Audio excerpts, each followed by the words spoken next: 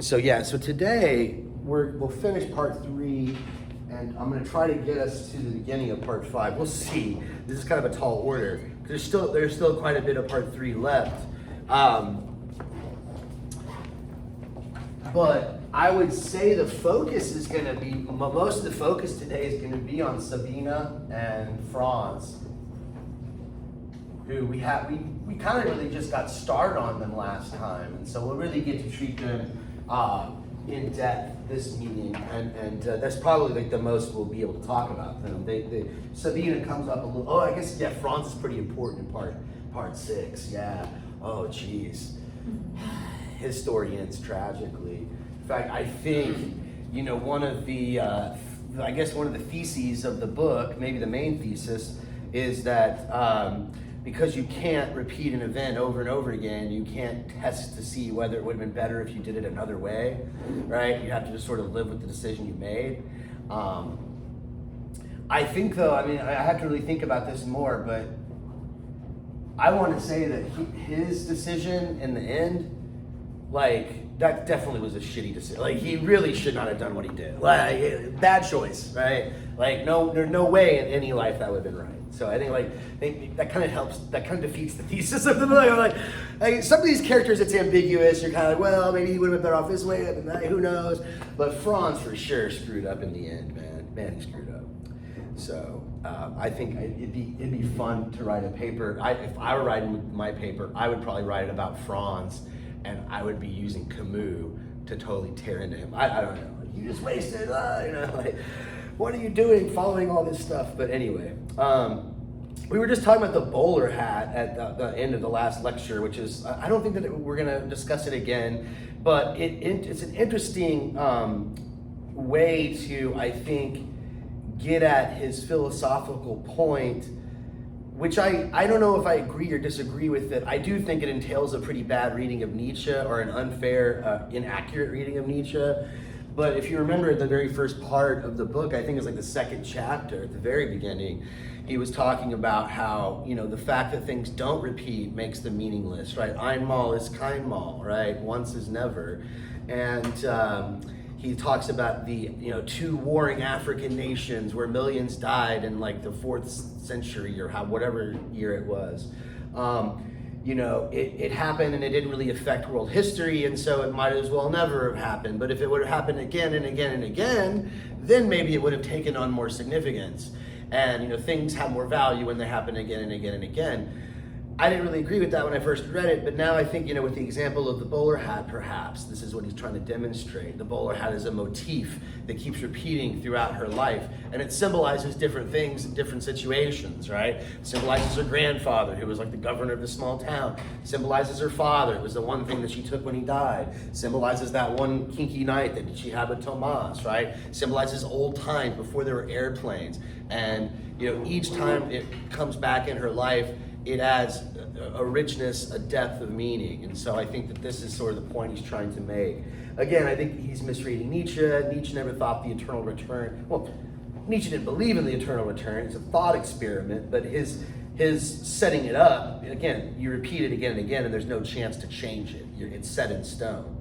But, again, I'll try to stop complaining about that, because it gets in the way of our enjoying the novel.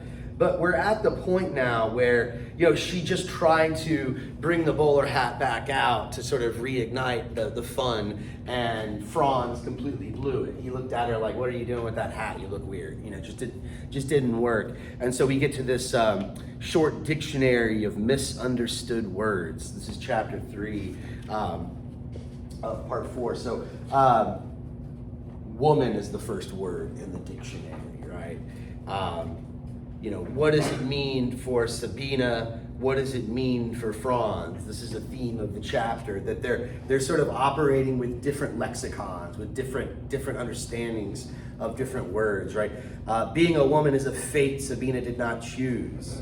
What we have not chosen, we cannot consider either our merit or our failure.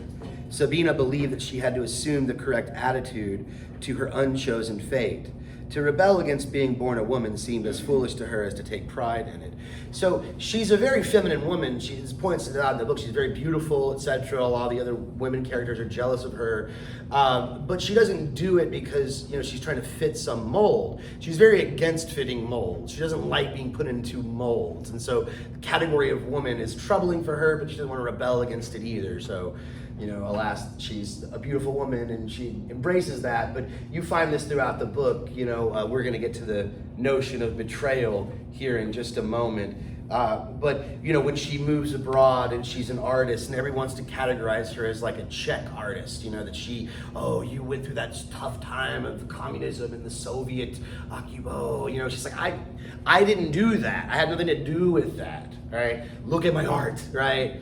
And this is another thing. I have a lot of artist friends, and it doesn't seem to bother them. In fact, a lot of them embrace this, but it seems like, I don't know, maybe I'm not them, so I can't speak for them, but if I were in their shoes, it would annoy the hell out of me if, like a lot of the women friends that I have that are artists, they're always like shown at these women artist shows or Latino artist shows, and it's like, why don't you just look at my work for me? Like, you're just sort of like, is there something about being Latino that like only Latinos can paint this way? Or like to me, it minimizes your individuality. So like I guess I've always been a bit of a rebel, and I'm a bit more, I'm a Sabina type. I'm kind of very much like her in this sense that I'm like, don't label me, right? Don't put me in this box. And so she doesn't like that, right? But she sort of understands, again, I was born this way. I'm not going to rebel. That's foolish, but it's not something I'm going to take pride in. I'm not going to take pride in it. What is Franz's view of woman? What does woman mean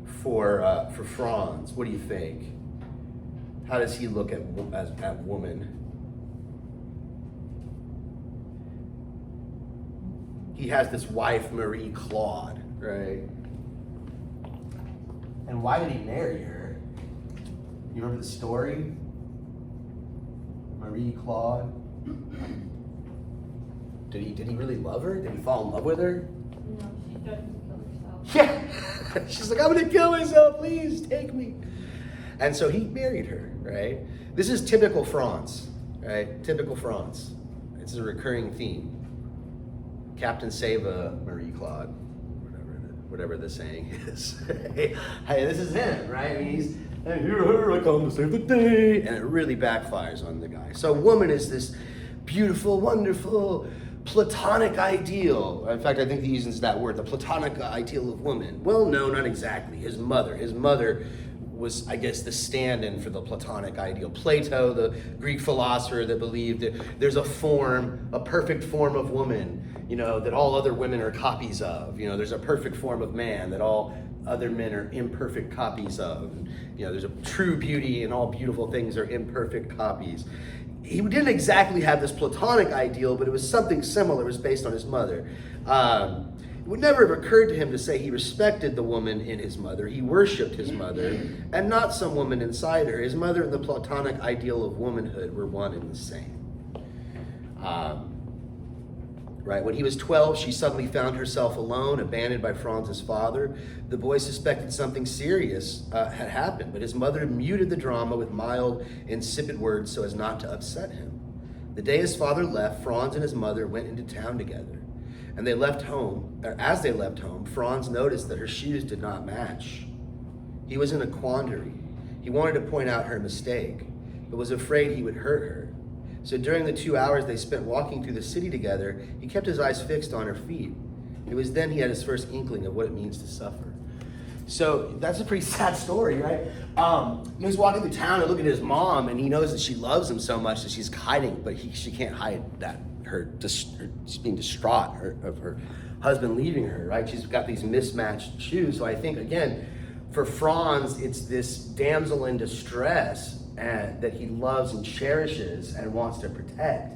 And is this the kind of man you think Sabina's going to want to be involved? Yeah, hell no, right? This is kind of nauseating for her. But, of course, words misunderstood. Fidelity and betrayal. Fidelity. What does that mean, fidelity? It's another word for fidelity. Loyal? Loyalty, sure, yeah. Betrayal, the opposite, I guess.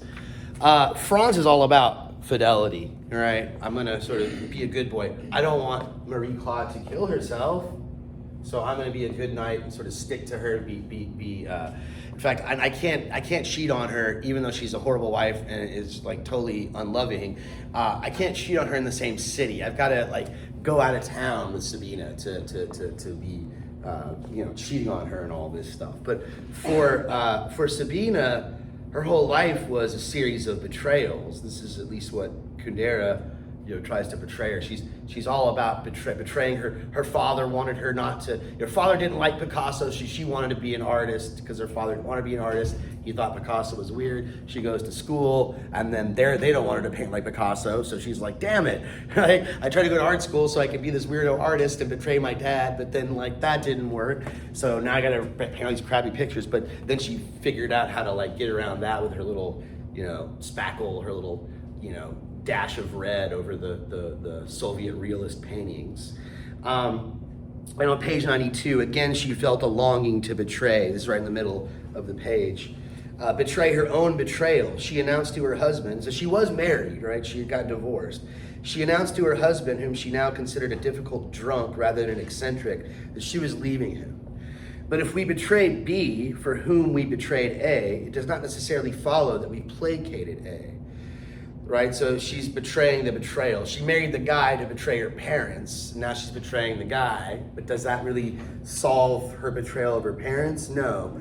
The life of a divorcee painter did not in the least resemble the life of the parents that she had betrayed. The first betrayal is irreparable.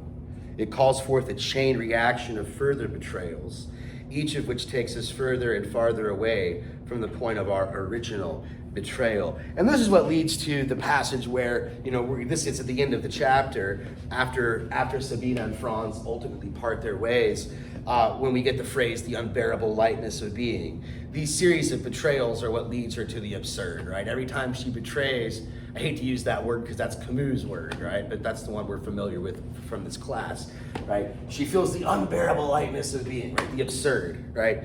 Later in her life, she looks back and says, man, Franz wasn't such a bad guy. Maybe I should have given him a chance. This is much too late, but, it's at the end of one of her most recent betrayals. What about music? This is one I mentioned already, and I think like last week we were talking about music, and Franz loves it, right? There's a couple things about Franz I guess I do relate to. He's one of the characters I probably the least relate to in the novel, but his attitude about music is very, very much like mine, right? It's intoxicating, Dionysian, it's beautiful. Music is one of the most, amazing things that ever was invented by humans. But how does she see music? Does she like music? She doesn't like it. Why not? What does she associate music with? I guess the reason I like music doesn't really explain why he likes it. He always liked it, right? He likes classical. He even likes the Beatles, right? Pop music and classical. And me too, right? Maybe it's because my parents were these ex-hippies who played all this crazy music, and I was exposed to all of it. But when she was being raised, that's not the kind of environment she was raised in. What does she associate music with? It's like a boarding school music. It's the camp music. Noise masked as music had pursued her since her early childhood. This is on page 93. During her years at the Academy of Fine Arts, students had been required to spend whole summer vacations at a youth camp. They lived in common quarters and worked together on a steelworks construction site. Music roared out of the loudspeakers on the site from 5 in the morning to 9 at night. She felt like crying, but the music was cheerful and there was nowhere to hide. Not in the latrine or under the bedcloths. Everything was in range of the speakers. The music was like a pack of hounds that had been sicked on her. At the time, she had thought that only in the communist world could such musical barbarism reign supreme. Abroad, she discovered that the transformation of music into noise was a planetary process by which mankind was entering the historical phase of total ugliness. The total ugliness to come had made itself felt as omnipresent acoustical ugliness, cars, motorcycles, electric guitars, drills, loudspeakers, sirens. The omnipresence of visual ugliness would soon follow. So yeah, just, music has bad connotations for her, right? She's thinking about being stuck at the academy and being forced to listen to music all day. It's like, imagine being stuck at Best Buy all day. You ever had a job where they play crappy music all day? It sucks. I mean, I was kind of lucky. Like at Whole Foods, they played pretty decent music. It wasn't the greatest, but I remember like as a teenager, man, working at Burger King and like Fuddruckers and all these little crappy burger joints. Like they just played the stupidest it was just top 40 garbage, I'm sorry if you like that stuff, but it's just like annoying. Imagine being trapped in a room and just like hearing that, like your whole like existence. Yeah, I guess, for her, I just want peace and quiet. I want to get away. That's sort of her attitude. So they get home from dinner, right? This is on page 94. Franz fell asleep. His thoughts began to lose coherence. He recalled the noisy music at dinner and said to himself, noise has one advantage, it drowns out words. And suddenly he realized that all his life he had done nothing but talk, write, lecture, concoct sentences, search for formulations and amend them. So in the end, no words were precise, their meanings were obliterated, their content lost. They turned into trash, chaff, dust, sand. Prowling through his brain, tearing at his head, they were his insomnia, his illness. And what he yearned for at that moment, vaguely but with all his might, was unbounded music, absolute sound, a pleasant and happy, all-encompassing, overpowering, window-rattling din to engulf once and for all the pain, the futility, the vanity of words. Music was the negation of sentences. Music was the anti-word. Right. This kind of reminds me, I know he mentions Dionysian as a term that he uses at the beginning when he's describing Franz's attitude towards music, that music is Dionysian. And that certainly makes me think of Nietzsche. In Nietzsche's first published essay, The Birth of Tragedy, he talks about the Dionysian in art. Right? Who's Dionysus? Anybody know who Dionysus was? He's a Greek god, one of the Greek Olympian gods. He was a demigod. He's a god. No one knows Dionysus? He's like the coolest one. He's like the naughty wine god, the god of sex and being naughty, basically, right? The sort of lustful god, right? You always see him. He's either really fat and he's got a big thing of wine, big jug of wine. Sometimes he has like goat legs, like a satyr. And sometimes he's real skinny, like because he dies and gets reborn every season or every year. Like in the winter he dies, and then in the spring he comes out and has sex with everybody. That's Dionysus. He's the naughty god, right? Well, for Nietzsche, he says that there's this Dionysian urge or element or whatever you want to call it in humans. There's also what he calls the Apollonian. You spelled this right. Is it 2 P's or 2 L's? I think it's 2 L's. The Apollonian in art. So there's these two. There's Dionysian art. There's Apollonian art. Like the Dionysian art is music is Dionysian, and maybe like poetry would be Apollonian, especially like the poetry of Homer. Like the Iliad and the Odyssey and all that stuff. But music, especially like more folk music, not maybe classical is a bad example, but you go see a rock concert, that's Dionysian. The person there singing and really getting into it and really just, it's all about the spirit and the soul. And Nietzsche, he compares the Dionysian in art to the experience of the drunkard, right? When you ever been drunk? I know y'all are all too young, some of y'all never been drunk before, but when you get drunk and you sort of lose your inhibitions, I mean, people are different when they're drunk. Some people are mean and ornery and kind of violent, but the sort of like, everyone's my brother, man, I love you guys, like that sort of drunk, right? That sort of the removal of boundaries, orgies, right? The feeling of oneness, right? Getting together and everyone's just getting in the mosh pit, just like really into it. That's Dionysian. But then you go to Homer, the Apollonian. Apollo was the god of light, the god of sun, the god of truth and wisdom, the god of totally being sober, buzzkill, like that. He's like the opposite. But, Apollonian art is more of a sort of fantasy. It's an escape. Dionysian is sort of, it's very human, in touch with the emotions, that kind of thing, spontaneous. Apollonian art is more structured, and it provides us with the world. He compares it to our experience when we're dreaming, right? The Dionysian is like an alcoholic intoxication. The Apollonian is like a dream. When we're dreaming, everything sort of fits together in this dream world. Homer has his heroes. Every hero is clear. Achilles is the warrior, right? Agamemnon is the mean general. Like, they all are these archetypes, and they all sort of fit into this story that makes sense. But it's an escape. It's a sort of escape from reality.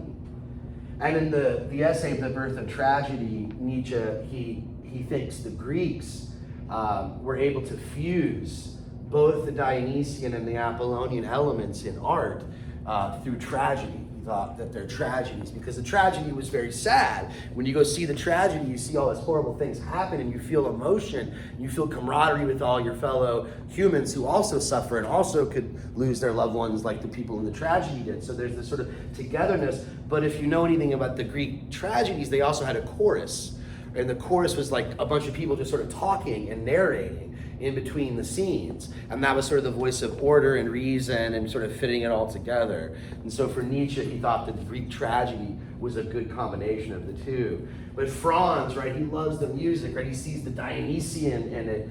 I guess I ought to give a little credit to Schopenhauer too, because, for Schopenhauer, he thought that music was the direct expression of the will. We all have this underlying drive he called will. Ultimately, Schopenhauer thought it was one. The world was this big will. The whole universe was de will, right? But we have our own access to our own individual will, and music, art, but particularly music, was a direct expression of that will. Right? There's no words, as is pointed out here in the passage I just read. There's no language that's necessary. Language is a sort of middle between our feelings and the other person that we're trying to express them to. But music is direct, as Schopenhauer argues, right? When you hear a piece of music with no words and no lyrics, it's a sad piece of music, or it's a happy piece of music. It just immediately you feel it, right? Without language. And so there's this sort of directness that is completely detached from his usual modus operandi. Remember, he's a professor who goes around giving lectures and presenting all these sort of theories. And so I guess for him, music is a release. It's a way for him to sort of get in touch with that Dionysian aspect of him, which I think he lacks. I think he doesn't really feed that naughty beast inside of him. He wants to be the good Franz and, be the save mom, basically. He's got to save mom, the mother figure, the woman figure in his life. What about lightness and darkness? I want to read this whole section on lightness and darkness because this is one of the metaphors that you might want to use on your final essay, going from light to dark. Living for Sabina meant seeing. So she's more the light. I want to just see. I want everything to be open. Keep your eyes open when you're making love. Don't shut them, right?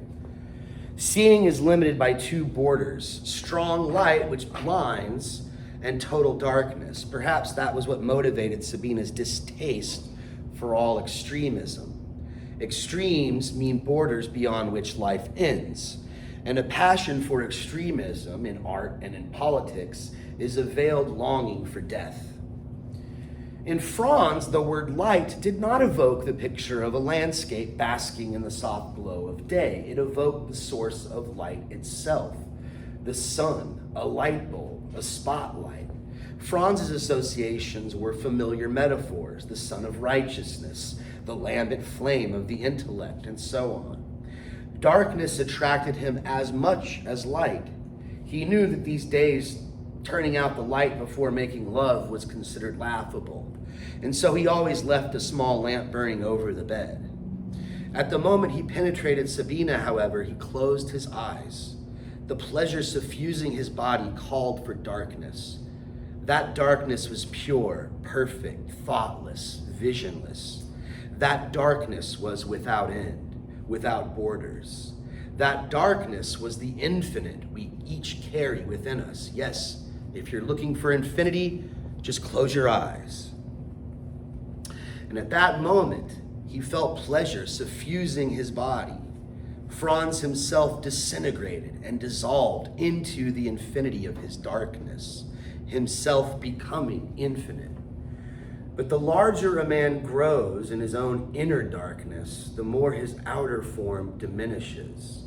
A man with closed eyes is a wreck of a man. Then Sabina found the sight of Franz distasteful, and to avoid looking at him, she too closed her eyes. But for her, darkness did not mean infinity. For her, it meant a disagreement with what she saw, the negation of what was seen, the refusal to see. So she's, I guess, a sort of anti-idealist in a sense, right? This guy is like, oh, making love is so beautiful, and I close my eyes, and I'm at one with this. And she's like over here, like, while they're having sex, looking at him with his eyes closed, and she's like, God, seriously, dude? So she has to close her eyes, but she doesn't like that she has to close her eyes, because for her, that means covering things up, not wanting to face reality. And she's a very I want to face reality. I want to be realistic. I'm not a Franz who's living sort of fantasy life, Mr. Hero over here. But yeah, again, more misunderstood words. All right, let's go to chapter 5. That's the next part of the dictionary, short dictionary of misunderstood words, continued. What words are in here? Parades is the first one, right? Franz loves parades, right? What does he associate them with? Well, when he was studying in Paris, you ever been to France? They protest just to protest. It's part of their culture. Why are you protesting? Well, because it's a protest day, right? It's Wednesday, right? That's why we're protesting, right? I'm not exaggerating. They really are like this. I like that. I think we should protest more. But what is their expression? They say something like, people sometimes fear the government, but that's not how it should be. The government should fear the people. That's the right relationship, But so for Franz, he has this romantic view of parades or public, a bunch of people out in public protesting with signs and demonstrators. So on page 99, Franz, right, talking about Franz again, he studied in Paris, and because he was extraordinarily gifted, his scholarly career was assured from the time he was 20. At 20, he knew he would live out his life within the confines of his university office, 1 or 2 libraries, and 2 or 3 lecture halls. The idea of such a life made him feel suffocated. He yearned to step out of his life the way one steps out of a house into the street. And so as long as he lived in Paris, he took part in every possible demonstration. How nice it was to celebrate something, demand something, protest against something, to be out in the open, to be with others. The parades filing down the boulevard Saint-Germain, or from the Place de la République to the Bastille, fascinated him. He saw the marching, shouting crowd as the image of Europe and its history. Europe was the grand march, the march from revolution to revolution, from struggle to struggle, ever onward. That's a metaphor of the grand march as something that he, keeps coming back to him. In fact, you'll see one of the later chapters, I think it's chapter 6, or part 6, that's called the Grand March, right? This idea of Europe fighting for freedom and liberty, right? And giving birth to democracy and all this stuff after the French Revolution. I might put it another way. Franz felt his book life to be unreal. He yearned for real life, for the touch of people walking side by side with him, for their shouts. It never occurred to him that what he considered unreal, the work he did in the solitude of the office and the library, was in fact his real life. Whereas the parades he imagined to be reality were nothing but theater, dance, carnival. In other words, a dream, right? Apollonian, basically, right? Fantasy, right? During her studies, Sabina lived in a dormitory. On May Day, All students had to report early in the morning for the parade. Student officials would comb the building to ensure that no one was missing. Sabina hid in the lavatory. Not until long after the building was empty would she go back to her room. It was quieter than anywhere she could remember. The only sound was the parade music echoing in the distance. It was as though she had found refuge inside a shell, and the only sound she could hear was the sea of an inimicable world. So what's going on? Like, Franz is saying, oh, I love parades. He's used to this stuffy, bookish professor life, and it's a way of getting out to the streets with the real people and the real, and it's vibrant. It's his life lacks that vibrancy. But for her, what is the parade associated with? What's that? Pretty much, it's kind of the same place in her life. It's this sort of bombardment of the world around here. But I think also, too, it's kind of ironic because for him, he's thinking of it as a parade that celebrates freedom. As the French say, right? Liberté, égalité, fraternité, right? Freedom and liberty and brotherhood, and, all this stuff. Equality. But for her, it's actually, she's compelled. She has to go to the parade. It's not freedom. It's like, you gotta march in the May Day parade. What's the May Day parade? Americans don't know what May Day is. What do we call May Day here? No one knows, do you? Not one of you. Yeah, I guess capitalism won. May Day, it's Labor Day.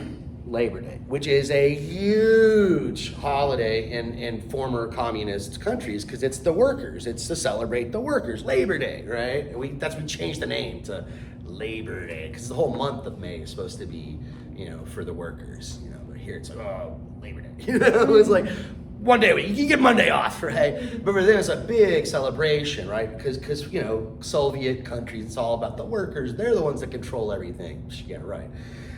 That's in theory what it was supposed to be. But so for her, she associates the parades as like, this is when I was like forced to go and demonstrate and I didn't want to, and I actually got to get away from that crap. I was able to sneak away. I hid in the bathroom, wait till them to leave, and that was my peace. Screw parades, right? That was sort of her attitude. A year or two after immigrating, she happened to be in Paris on the anniversary of the Russian invasion of her country.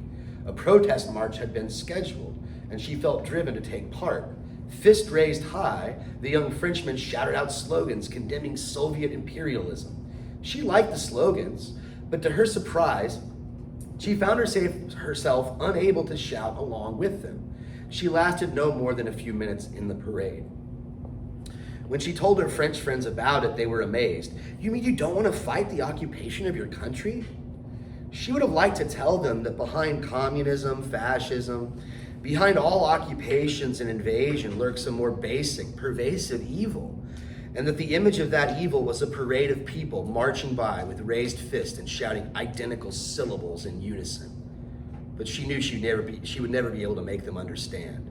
Embarrassed, she changed the subject. Yeah, I totally relate to this woman. I'm like, where do I find Sabina? Like, I want to meet this chick. But yeah, like, it's just, yeah, I totally feel this way. It's sort of like, yeah, I agree with them, but they're all just don't really mean it. They're just following each other and there's brainwash. And yeah, freedom, like they would be saying about a communism or this if they were in a communist country. It's all, for her, the most pervasive evil is the image of the evil of a parade of people marching by with raised fist, shouting identical syllables in unison. That is horrifying, right? That's bad, right?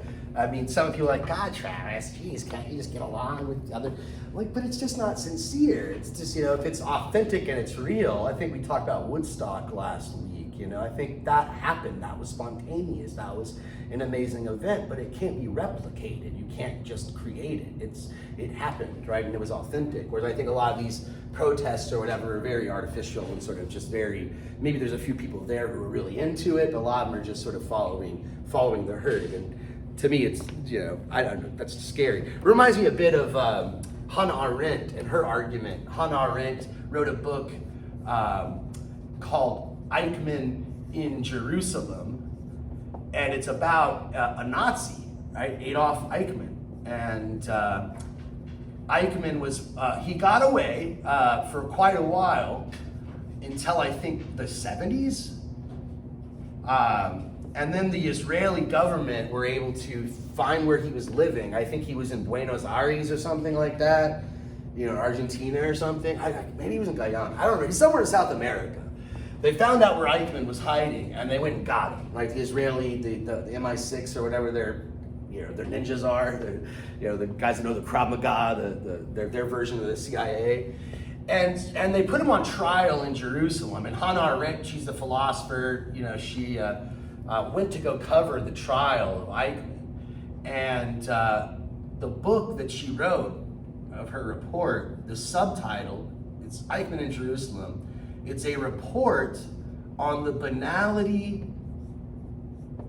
of evil.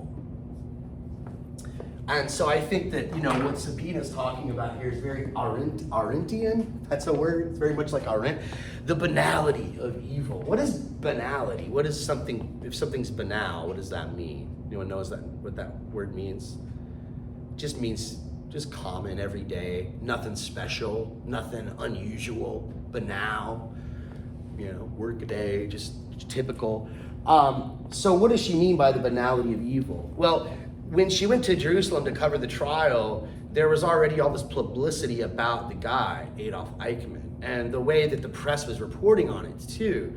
They sort of made him into this evil guy, and his defense, by the way, his job was basically, he was in charge of deciding which prisoners went to which camps. So whenever a bunch of prisoners came in, I think he was located in Auschwitz or maybe Buchenwald, I can't remember, but he was at one of the main hubs. And when all the prisoners came in, he said, okay, these guys go to Auschwitz. He basically he was, organizing where the people went.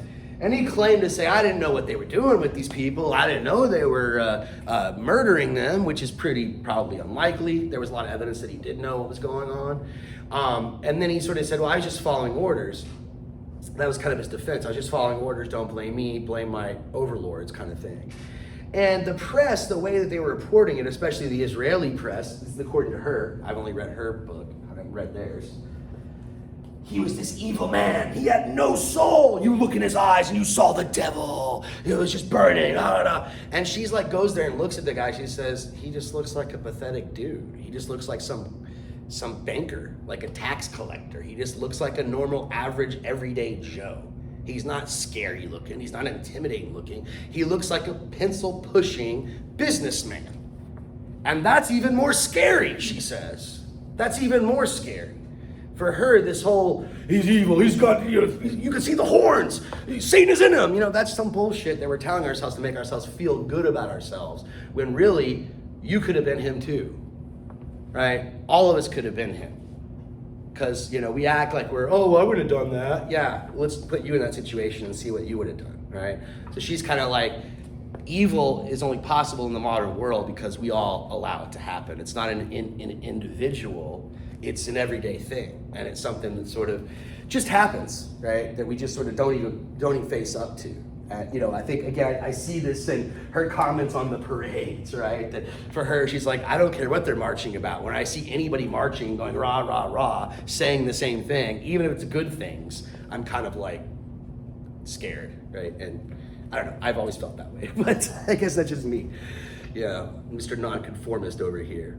What about New York? They go visit New York, and this is their last time I think they ever make love, right? Like after this, maybe I get the timeline wrong, but I think this is their last rendezvous.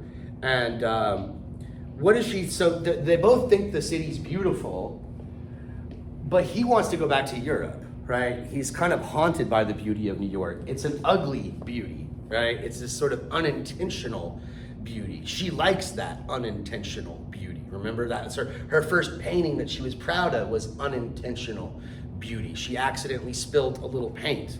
But he's sort of haunted by this. He wants to go back to Europe where the beauty's more planned, I guess more Apollonian. It's more thought out and constructed and makes more logical sense. It's not all erratic and emotional like this Dionysian type of art.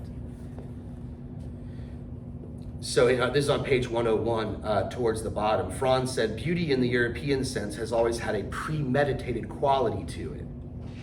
We've always had an aesthetic intention and a long-range plan.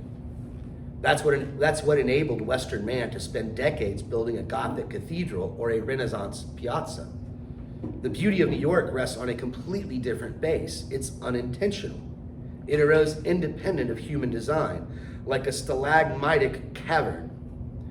Forms which are in themselves quite ugly turn up fortuitously, without design, in such incredible surroundings that they sparkle with a sudden wondrous poetry.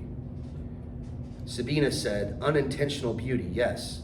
Another way of putting it might be beauty by mistake. Before beauty disappears entirely from the earth, it will go on existing for a while by mistake.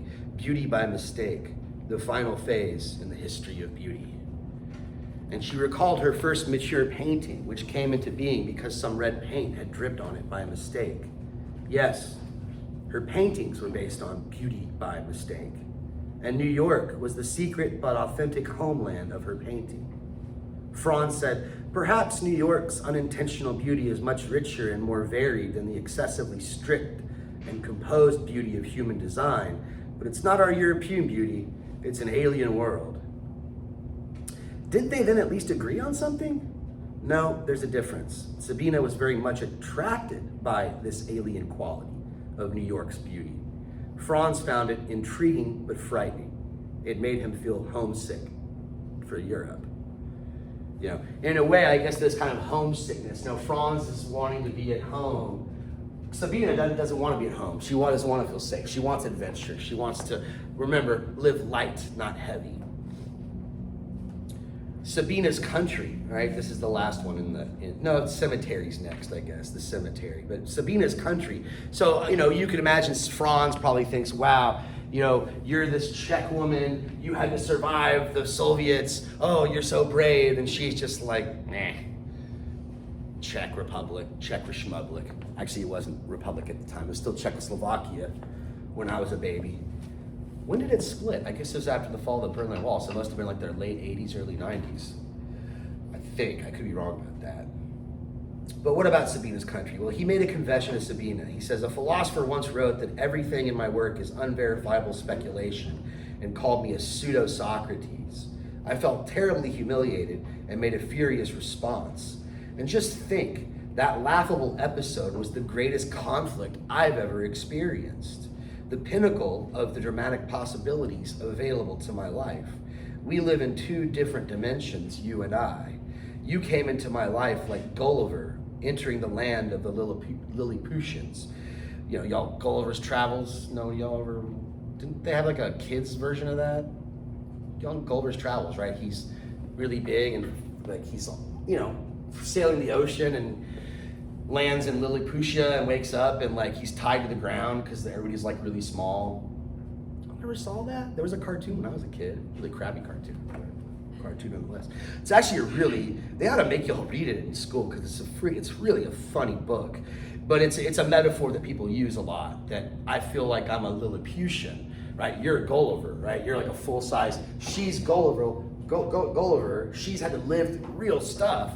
He's over here, debating philosophers in conference halls in this stuffy atmosphere, using language that half the world, or more than half the world, can't even understand. So he almost romanticizes her life. He envies her. He wants to be a hero. He wants to have a struggle that is real.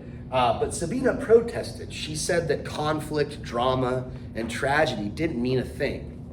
There was nothing inherently valuable in them, nothing deserving of respect or admiration. What was truly enviable was Franz's work and the fact that he had the peace and quiet to devote himself to it. That's what she wanted. She wanted peace and quiet. She wanted to get away from the parade, away from the noise, right? Just let me paint my paintings. Let me be myself and be alone. Franz shook his head. When a society is rich, its people don't need to work with their hands. They can devote themselves to activities of the spirit. We have more and more universities and more students. If students are going to earn degrees, they've got to come up with dissertation topics. And since dissertations can be written about everything under the sun, the number of topics is infinite. Sheets of paper covered with words pile up in archives sadder than cemeteries because no one ever visits them, not even on All Souls Day. Culture is perishing in overproduction, in an avalanche of words, in the madness of quantity. That's why one banned book in your former country means infinitely more than the billions of words spewed out by our universities. I can't help but say I kind of agree with Franz about this, having firsthand experience of grad school, right? This is another reason I find it very hard for me to be motivated to write much, at least to write, to try to get published, to present papers at conferences. It just all seems like, I just know so many people that do it, and their book just, they got books to just sit there and gather dust, and they just sit in the library of the university they graduated from, and no one ever reads them. It's like, don't write unless you got something original to say, unless you got something worthwhile to say. And so I kind of relate to Franz here, but she admires that. She says, no, it's good. What you're doing is noble work. But he's like, no, what you're doing is important, right? What you're doing is important. The only word that evoked in her a nostalgic memory of her homeland was the word cemetery. He just used the word cemetery negatively. Oh yeah, like all of these piles of dissertations are just like some cemetery of dead things that no one even visits, right? But you, right, your country was important, and you're dealing with a real struggle against Soviet oppression, and you escaped. You're a hero in a certain sense. But she's like, I'm not even that attached to my homeland. I'm not even that much of a patriot. She's like the thing that I like about my homeland is the cemetery, right? Why does she like the cemetery? She's kind of, I guess I'm a lot more like her than I think. When I was a kid, we were like not old enough to drink. We would go to the cemetery to drink, Yeah, all the Hispanics in my town thought we were crazy Satan worshipers and shit, because, oh, that's a crazy white boy goes to the cemetery, like, none of the gangsters would mess with me, because I went to the cemetery, right? Yeah, always fight with superstition, when you can't fight with a gun. It's like a ghost, but like we would just go there because if people leave you alone. And there was a really cool one outside my city. It was like a little bit far outside San Antonio. Now it's probably really developed, that area, because I think it's the area kind of around SeaWorld. It used to be nothing out there but SeaWorld and like a few little spots. And there was a cemetery there that was huge, had a mausoleum that you could like climb because it wasn't completely built yet. So it was cool because that's what she would do, right? She would hang out in these little cemeteries in Bohemia, which are like gardens, he writes. The graves are covered with grass and colorful flowers. Modest tombstones are lost in the greenery. When the sun goes down, the cemetery sparkles with tiny candles. It looks as though the dead are dancing at a children's ball. Yes, a children's ball, because the dead are as innocent as children. No matter how brutal life becomes, peace always reigns in the cemetery, even in wartime, in Hitler's time, in Stalin's time, through all occupations. When she felt low, she would get into the car, leave Prague far behind, and walk through one or another of the country's cemeteries she loved so well. Against a backdrop of blue hills, they were as beautiful as a lullaby. For Franz, the cemetery was an ugly dump of stones and bones. Right, so yeah, these two are not meant for each other. They just are not meant for each other, right? But he, I think, is able to, I think she helps him mature a bit in a way. Like he is able to do something with his life. I think he kind of goes in the right direction for a while. It's just at the very end, he takes the wrong turn. Did you get that far? You got to it's bad. But I think he's kind of on the right path, right? He ends up, what does he do? He ends up divorcing Marie Claude. But what allows him to do that? Do you remember what scene it is that gives him the confidence to sort of, it's a metaphor he uses of Hercules using a broom to sort of sweep the stables. Hercules is the hero of the Greek mythology, the strong man. And I forget, what were they called? The great feats? What are they called? I forget what the term is, but he had to do all these things to impress some queen or some crap like that. The great tasks of Hercules, I know that's not the right word. One of them was to clean the stables of Mount Olympus, right? That's kind of a weird task. Usually, like one was to kill the Hydra monster. I forgot the other ones. That's the only one I can remember, is to kill the Hydra. Well, they're brave. You had to be brave. You had to carry this big rock. But one of them was just to clean out a stable, right? Because it was so nasty and dirty. Like it hadn't been clean in all eternity. So he had to I think the way he did it was he diverted a river, cut a dike into the ground so that the water from the river would be diverted into the stable and kind of flush it through or whatever. But you don't remember where he gets this metaphor? They're at the church in Amsterdam. This is really an interesting scene because they're in Amsterdam, right across from the red light district. What's the red light? Who knows what the red light district is? What goes on in Amsterdam besides the weed? Prostitution. Yeah, the red light district is where all the sex workers, right? It's called the red light district because they all have red lights. Well, they're kind of pink tint, I guess, more than red. But you might be able to find pictures. You probably can online, but you're not supposed to take pictures when you're there. If you like point your camera, they'll like yell at you. And you're like, ah, but they're behind the glass. You know, the sex workers, you just walk down the street and just a bunch of like, it's like window shopping. It's weird, right? So, I mean, I guess if I grew up there, I'd be used to it. But I guess for a tourist, it's just kind of strange, you know? All these women just like, hey, handsome, like giving these come hither looks, you know? But they're at this church across from that area, right? So there's this kind of like juxtaposition of the seedy, kind of dirty part of town, but this ancient cathedral. But the problem with the cathedral is it's been gutted out, right? Because during the communist occupation, they took out most of the holy relics. It had been pretty much gutted, right? It was just an empty cathedral, right? So they're standing in this cathedral and they're sort of having this discussion. And this is when he sort of decides, you know, I'm gonna divorce Marie Claude, right?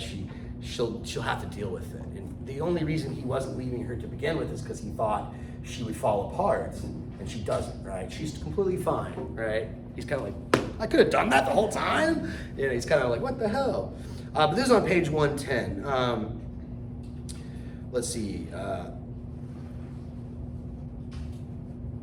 When Sabina was working in the student brigade, her soul poisoned by the cheerful marches issuing incessantly from the loudspeakers, she borrowed a motorcycle one Sunday and headed for the hills. She stopped at a tiny remote village she had never seen before, leaned the motorcycle against the church and went in. A mass happened to be in progress. Religion was persecuted by the regime, and most people gave the church a wide berth.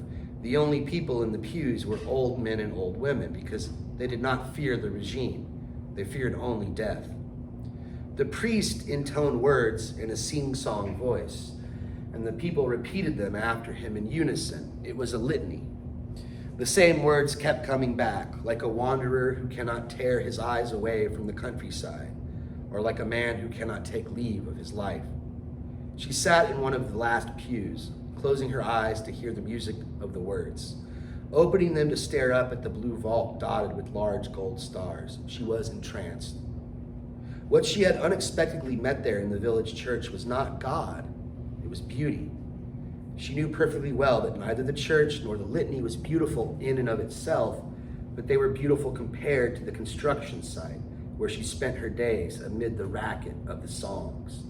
The Mass was beautiful because it appeared to her in a sudden, mysterious revelation as a world betrayed. From that time on, she had known that beauty is a world betrayed. The only way we encounter it is if its persecutors have overlooked it somewhere. Beauty hides behind the scenes of the May Day parade. If we want to find it, we must demolish the scenery. And then we get to the scene of the church, which I was just talking about. But I want to pause there for a minute, because this reminds me a bit, there's a movie, I haven't seen it in years, so I probably will get some of the details wrong, but it's a very beautiful movie. It's an Italian film. I think it's called Cinema Paradiso or something like that. And it's about a kid who grew up in a small town in Italy who grows up to be a filmmaker, and a very rich, successful filmmaker. And he goes back to revisit the town, and he finds his lost love, and they kind of rekindle their lost love or whatever. But the city has this one theater that burnt down. It all burnt in a fire, and that the movie's kind of about like trying to rebuild after that. And the main character, he grows up to be a filmmaker, and he remembers going to see the movies, and there was a priest who would never let the movie show if they had love scenes, but like that wasn't really plausible because there was so many love scenes, so they had this compromise where the priest would make them cut all the love scenes out of the movie. So anytime a guy and a girl were kissing, they would cut those frames out. So you'd be watching the movie and all of a sudden it would just stop and then like start again real quick in the middle of like, wait, what happened? People get all mad, start yelling at the screen or whatever. Well, at the end of the movie, totally gonna spoil it for you, he gets a package in the mail. He's kind of depressed, kind of like, oh, life does not work, lost loves, kind of nostalgia, that sort of thing. He gets a package in the mail from the guy that used to own the movie theater, the old man that owns it. And it's just this huge reel of just a big movie film thing. And he goes into his old theater, puts the film on the reel and starts watching it, and it's every kiss. But it's so beautiful. It's like the last scene, you see all these women, beautiful love scene, and he starts crying, and beautiful, right? But it's beauty is, if it is truth, and this is, I think, important when we get to probably chapter 6, the regime, as she's referring to it here, wants to cover up truth, right? So for her, this sort of marching, raising our fists, this is a covering up of truth. This is a fantasy. This is a closing our eyes to reality, right? For her, there's something kind of ugly in beauty at the same time. This sort of, and it has to be sort of accidental. And so for her, we'll talk about kitsch later, but kitsch is a sort of covering up of all that's disagreeable about the world. It's a sort of covering up of all that can't be sort of reconciled. And for her, you can't have beauty if you have kitsch. And all this, covering it up and, don't show the girl and the guy kissing, sex exists, don't talk about that, these people might become sinners, oh my God, it destroys the beauty of the film, right? So beauty is something that, in a way, I kind of like this. I think it's quite nice, right? Beauty is rebellious in a way, true beauty. But let's get back to Franz, right? This is where he gets his epiphany and decides that he's going to leave his wife. He said, "This is the first time I've ever been fascinated by a church," said Franz. "It was neither Protestantism nor asceticism that made him feel so enthusiastic. It was something else, something highly personal, something he did not dare discuss with Sabina. He thought he heard a voice telling him to seize Hercules' broom and sweep all of Marie Claude's previews, all of Marie Anne's singers, all lectures and symposia, all useless speeches and vain words, sweep them out of his life. The great empty space of Amsterdam's old church had appeared to him in a sudden and mysterious revelation as the image of his own liberation." Right? So he's decided, I'm going to leave Marie Claude, I'm going to leave my wife and even my daughter. I know she his daughter's like a carbon copy of his, he can't see himself in his daughter. He's like, yeah, she's just like her mom. All she cares about is her little socialite circle and all that stuff. All that superficial crap, I'm gonna sweep that away, says Franz, and I'm gonna be in love with Sabina, and I'm gonna devote my life to her. Yeah, you're laughing. Yeah, she'd have none of that. She's gonna be like, pfft. She's probably glad, I'm glad you left that old. Yeah, good for you. Oh, but you want us to be a thing? No. You're barking up the wrong tree here, buddy. Strength, right? This is another word that they misunderstand, right? He's also real strong, right? Franz is like, he's got this strong body, right? But this is kind of, I think, a contrast of his character, right? Because one of the dichotomies that we explore in the book is body and soul. Teresa associates with the soul. She wants her soul to somehow become manifest in her body. She wants to sort of make them agree, right? Make her body express her soul properly. I don't think there's that sort of tension in Franz's character, but certainly he seems to be a soulful character, but his body's like ripped, like he's like all strong. He's got this strong body, but he doesn't use it right. At least that's what she would say. He doesn't use it right. She's like, why don't you use your, in fact, let me find the passage. This is on 112. Why don't you ever use your strength on me, she said. Because love means renouncing strength, said Franz softly. Sabina realized two things. First, that Franz's words were noble and just. Second, that they disqualified him from her love life. Right? She's like, I can never date this guy. But she's kind of a catch-22, right? Like, she wants a guy who's strong. Like, she wants a really assertive guy, but she would never be able to be bossed around. She's kind of like screwed. She's like, well, I want a guy who's like, I guess, alpha or whatever you call it, but I don't, right? I wouldn't want to, I'm the boss of me kind of thing. So she's sort of screwed in that sense. Okay, this is the last section of the dictionary, living in truth, right? Let's see what they say about Sabina and her conception of living in truth. This is the bottom of 112. For Sabina, living in truth, lying neither to ourselves nor to others, was possible only away from the public. The moment someone keeps an eye on what we do, we involuntarily make allowances for that eye, and nothing we do is truthful. Having a public, keeping a public in mind, means living in lies. Sabina despised literature in which people give away all kinds of intimate secrets about themselves and their friends. A man who loses his privacy loses everything, Sabina thought. And a man who gives it up of his own free will is a monster. That is why Sabina did not suffer in the least from having to keep her love secret. On the contrary, only by doing so could she live in truth. Yeah, so for her, truth requires a sort of privacy, a sort of seclusion. In the public, you're always having to please somebody, so you always have to sort of fake to some extent. You have to make some sort of compromise. But this privacy, it relieves one of that. Now, Franz, this is interesting, has a completely opposite view. He was certain that the division of life into private and public spheres is the source of all lies. A person is one thing in private and something quite different in public. So for Franz, living in truth meant breaking down the barriers between the private and the public. And so he goes, he dumps Marie Claude, he gets in an airplane to go visit Sabina, I think, and he feels light as air, right? At the end of chapter 7. A while later, he met Sabina at the airport. As the plane gained altitude, he felt lighter and lighter. At last, he said to himself, after 9 months, he was living in truth, right? He was honest. He swept all that stuff like Hercules swept the stables of Olympus. But not so. This isn't going to last very long, right? He's flying off with Sabina for their last rendezvous. Little does he know it's their last rendezvous. He thinks it's the beginning of his new life with Sabina.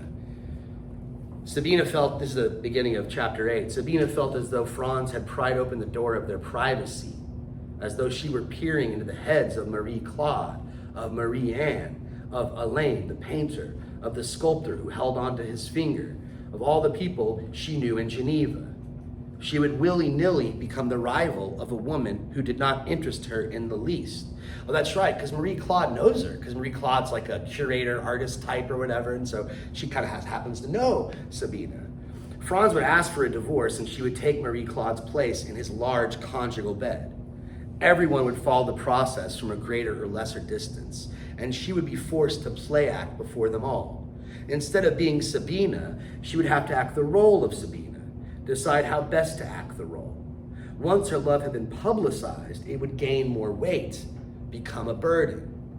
Sabina cringed at the very thought of it. And this is on page 116, right? They're having dinner, they're having sex, and they're both thinking the opposite things, right? He's like, I got this woman, man. She's thinking, okay, I'm gonna dump him after this, but since this is the last time, I'm gonna make it awesome. Like, this is gonna be the freakiest sex ever. I'm gonna get into it. She gets really into it. And he takes that, oh, she likes me. I have her now. No, that was the final goodbye. That was the final goodbye. All right, and this is on 116. In fact, it was his closed eyes that made Sabina turn out the light. She could not stand those lowered eyelids a moment longer. The eyes, as the saying goes, are the windows to the soul. Franz's body, which thrashed about on top of hers with closed eyes, was therefore a body without a soul. It was like a newborn animal, still blind and whimpering for the dug. Right? she's just thinking, God, how pathetic. And he's thinking, this is amazing! This is the last few paragraphs of chapter 8. Franz sobbed as he lay on top of her. He was certain he understood. Sabina had been quiet all through dinner, and she said not a word about his decision, but this was her answer. She had made a clear show of her joy, her passion, her consent, her desire to live with him forever, right? So she'd been real quiet all dinner, like, I don't know, this is kind of weird. He's like, oh, does she not like this? And then after the sex, like, oh, she was just overwhelmed and happy. That's why she's being, no, she's like, screw this. He felt like a rider galloping off into a magnificent void, a void of no wife, no daughter, no household. The magnificent void swept clean by Hercules' broom, a magnificent void he would fill with his love. Each was riding the other like a horse, and both were galloping off into the distance of their desires, drunk on the betrayal that freed them. Franz was riding Sabina and had betrayed his wife. Sabina was riding Franz and had betrayed Franz. Yeah. Poor guy, man. I feel so bad for his character. I really do, especially when you get to the end. It's just so tragic what happens to him. I just feel, because he seems like he's a good dude, you know, he seems like a nice guy. I guess just naive, you know, just naive. So this is chapter 9. This is Franz realizing it's over, realizing that she's never gonna see him again.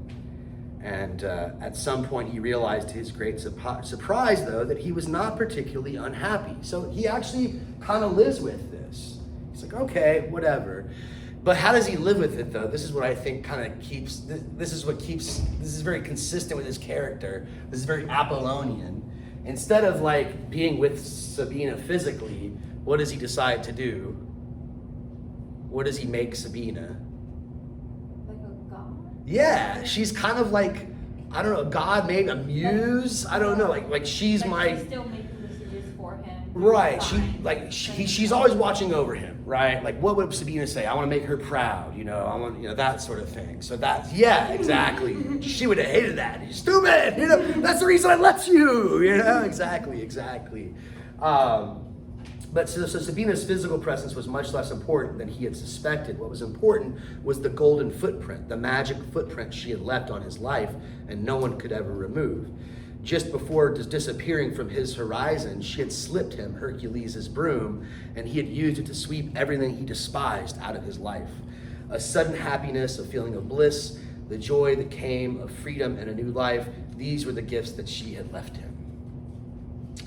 All right, and now we get to the famous passage, I guess. This is the passage where we get the Unbearable Lightness of Being, you know, the book title. Now we get back to Sabina, right? She's in Paris, and she couldn't escape her melancholy, as he writes. When we want to give expression to a dramatic situation in our lives, we tend to use metaphors of heaviness. We say that something has become a great burden to us. We either beat the burden or fail and go down with it. We struggle with it, win or lose. And Sabina, what had come over her? Nothing. She had left a man because she felt like leaving him. He had persecuted her, or had he persecuted her? Had he tried to take revenge on her? No. Her drama was a drama not of heaviness, but of lightness. What fell to her lot was not the burden, but the unbearable lightness of being, right? So this is what the French call, what do they call it? I was gonna say milieu, but that's not the word. Ennui, right? What is ennui? Nobody knows what ennui, can I just spell that word? Ennui, or malaise. No one's familiar? It's sort of like not caring, but really wanting to care. Ennui. Like, you don't give a shit, but you're like, I really want to care about something, but there's nothing to care about, right? It's just sort of like despondent melancholy. That's sort of what I think is being described here. And honestly, you know, I was saying earlier, I think this is kind of what Camus is talking about when he mentions the absurd, right? This sort of, you know, she keeps doing these things in her life. She keeps betraying. And then at the end, she kind of looks back and she's like, well, what is it all for? Why am I doing any of this, right? Maybe I should have stuck with Franz. Maybe I should have been a better daughter, right? Maybe I should have, you know, this sort of thing. And she tries to become heavier later in the novel. Until that time, her betrayals had filled her with excitement and joy because they opened up new paths to new adventures of betrayal. But what if the paths came to an end? One could betray one's parents, husband, country, love. But when parents, husband, country, and love were gone, What was left to betray? Sabina felt emptiness all around her. What if that emptiness was the goal of all her betrayals? Naturally, as she had not realized it until now, how could she have? The goals we pursue are always veiled. A girl who longs for marriage longs for something she knows nothing about. The boy who hankers after fame has no idea what fame is. The thing that gives our every move its meaning is always totally unknown to us. Sabina was unaware of the goal that lay behind her longing to betray. The unbearable lightness of being, was that the goal? Her departure from Geneva brought her considerably closer to it. And so, yeah, this is an interesting point that he makes, that maybe he's getting this from the existentialist, like Camus or Sartre, the idea that there's this goal in our future, this this thing we're working towards that we never really inhabit, that we never really realize. And when we do, is it ever really what we expected? This kind of reminds me a bit of the point I was making about Kierkegaard earlier in the semester. We were talking about the night of infinite resignation versus the night of faith, right? The night of faith, Abraham is a night of faith because when he gets Isaac back, he doesn't hesitate. He immediately grabs Isaac and embraces Isaac, and so that's faith. Whereas the night of infinite resignation would still be like, wait, is this really it? It's sort of kind of holding off. And maybe Sabina has that problem too, that when she gets something that is good, well, maybe it's just not good enough, right? And it's too restrictive, and it's too limiting, and it's not right. I think it's not till the end of the novel that she realizes, and this is maybe like kind of a Kurt Vonnegut point, you got to sort of accept what you dealt with. You don't get to pick. There is no perfect. There is no right. You have to sort of find love where it's available. Okay, I'm gonna end. I'm gonna try to get through here. I got 1 minute. Just give me a minute. I'm gonna try to bring it back to Teresa and Tomas because she finds out that they died.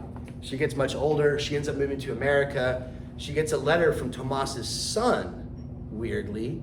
Remember, he doesn't really talk to his son. She found out that they died. How did they die? How did Tomas and Teresa die? They were in a car wreck together. They died at the same time, same moment. She actually kind of liked that. She just thought that kind of comforting. Once more, she started thinking about them. From time to time, they would drive over to the next town and spend the night in a cheap hotel.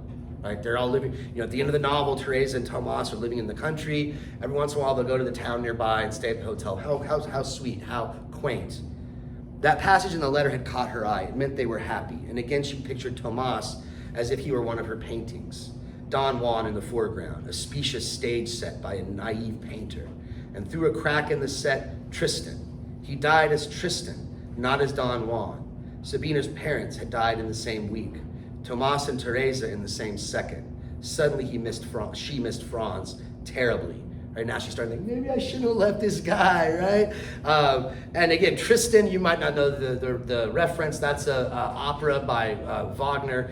Tristan and Isolde. Tristan is sort of in love with Isolde, but he can't admit it because she's already taken by his boss or the captain of the ship or whatever. But they both love each other, and throughout the whole opera, they're like, "Oh, my love," And so, now, the Don Juan, Tomas, that used to be the guy, the adulterer, has now become Tristan, right? Has now found his love with Teresa. And again, now she's starting to miss Franz. Now she's starting to think, maybe I shouldn't have dumped that guy. Yeah, he was a dork, but what the hell? When she told him about her cemetery walks, he gave a shiver of disgust. Franz, he's like, cemeteries? I don't like those. And he called cemeteries bones and stone dumps. A gulf of misunderstanding had immediately opened between them. Not until that day at the Montparnasse Cemetery did she see what he meant. She was sorry to have been so impatient with him. Perhaps if they had stayed together longer, Sabina and Franz would have begun to understand the words they used. Gradually, timorously, their vocabularies would have come together like bashful lovers, and the music of one would have begun to intersect with the music of the other. But it was too late now. Right? So again, the music of their life, the motif of their life, it just wasn't in tune. But maybe once you get to know each other a little bit more, then those instruments start to become in tune with one another. There's this attunement. This is the last thing I'll read, and then I'll let y'all go. This is on page 126, the end of the chapter. It was a perfectly innocent form of infidelity, and one eminently suited to Franz. This is his making Sabina a fantasy. Why was this infidelity? What does Franz end up doing eventually after Sabina leaves him? Does he end up with someone else? Yeah, the student. Yeah, one of his students, right? She's not even that attractive, like a Marie Claude. Oh, it's not even attractive. The ex-wife is all like, but she's this sweet little girl who loves him and takes care of him, and he loves her back. And he thinks, I'm still not cheating on Sabina. You know, I'm still staying true to her. Right? It's an innocent form of infidelity, and it's suited for me. I would never have done. He would never have done his bespectacled student mistress any harm. He nourished the cult of Sabina more as a religion than as love. Indeed, according to the theology of that religion, it was Sabina who had sent him the girl. Between his earthly love and his unearthly love, therefore, there was a perfect peace. And if unearthly love must, for theological reasons, contain a strong dose of the inexplicable and incomprehensible, his earthly love rested on true understanding. So, and this is why I think, again, I'll try to wrap this up quick because I know we're over for time. I think this is where he screws up, right? I think he's found his meaning, really, with this girl, you know, and he would have been completely happy with her. But alas, he has to join the Grand March and be a hero and impress Sabina. And this is where I think, this is the one character in the book where I think it's like pretty clear they made the wrong choice.